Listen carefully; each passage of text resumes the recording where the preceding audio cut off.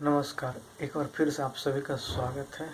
आज हम सभी सुनेंगे, एक बात करेंगे प्राचीन समय की कहानी के ऊपर। ये प्राचीन समय का कहानी वैसे समय का है जब आज के जैसा मोटर कार, रेल या ट्रेन या बस और एरोप्लेन नहीं होता था। उस समय में लोग या तो घोड़े का, बहुत ज़्यादा राजा होते थे तो हाथी का, और बहुत गरीब होते थे तो पैदल भी आने जाने के लिए इस्तेमाल करते थे, है ना, आते जाते थे।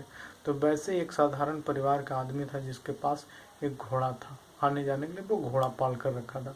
अचानक से उसका घोड़ा एक दिन एक कुएं में जाकर गिर गया।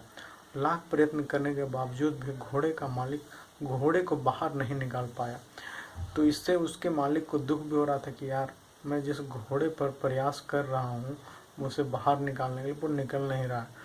तो उसको लगता है कि यार ऐसे तो ये तड़प तड़प कर मर जाएगा, और मर जाएगा तो हमें कहीं ना कहीं दुख पहुँचेगा, है ना। तो उस घोड़े का मालिक ने फिर क्या सोचता है कि चलो इसके ऊपर मिट्टी डाल के इसको ढक देते हैं ताकि ये जल्दी मर जाए, है ना। तो वो मिट्टी डालना शुरू करता है। अब देखिए, घोड़े के सामने दो चुनौती था। पहला चुनौती कि वो चुपचाप थक हार के बैठ जाए, और ऊपर से मिट्टी डाल रहा है उसका मालिक, उस मिट्टी को अपने ऊपर गिरने दिया जाए। लेकिन घोड़ा ऐसा नहीं करता है। घोड़ा ने दूसरा रास्ता अपनाता है। दूसरा रास्ता क्या अपनाता है कि जब भी ऊपर से देखे मिट्टी डाल रहा है तो वो दूसरे साइड में खड़ा हो जाए। अब जब दूसरे साइड में खड़ा हो जाए, फिर वापस से उस साइड में जब मिट्टी डालने लगे उसका मालिक, तो वो दूसरे साइड में चला जाए। इस तरीक़ा से जो मिट्टी गिर रहा था वो धीरे धीरे उस पर बैठने लगा, मिट्टी को बैठते गया, और वो घोड़ा धीरे धीरे ऊपर आने लगा।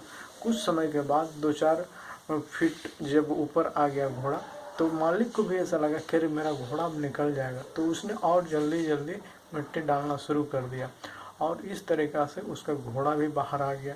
तो कभी कभी जीवन में ऐसे ही हमारे सामने भी चुनौतियाँ आती हैं कि हमारे पास कोई भी रास्ता समझ में नहीं आता है।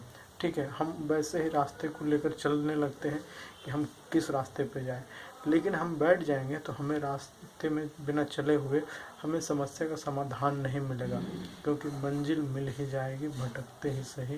गुमनाम तो वो है जो घर से निकलते ही नहीं।